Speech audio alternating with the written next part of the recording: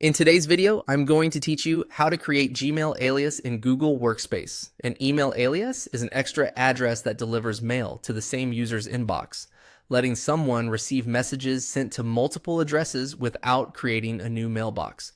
Before you start, make sure you're a Google Workspace administrator for your organization and that the domain you want to use is verified in your admin console.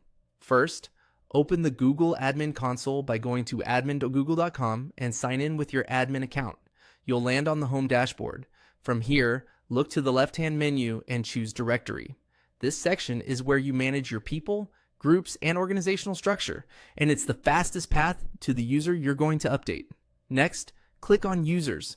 You'll see a list of all active accounts in your organization. If you have a lot of users, use the search bar at the top to find the right person quickly. Click the user's name to open their profile. Double check you've selected the correct account, especially if your organization uses multiple domains or has similar names.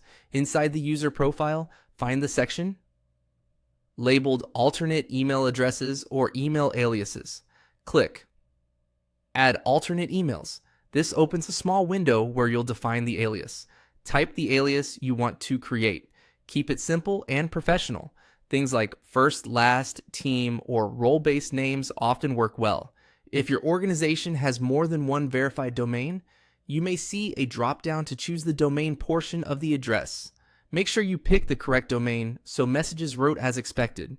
Check for any typos and confirm the alias isn't already in use by another user, group, or resource. Aliases can't contain spaces and must follow standard email formatting rules.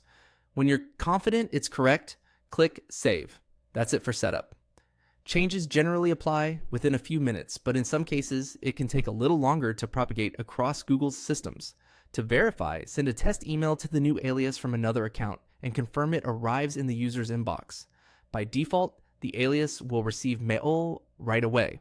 If the user wants to send mail from the alias, they can choose the From address in Gmail after it appears in their account, subject to your organization's settings.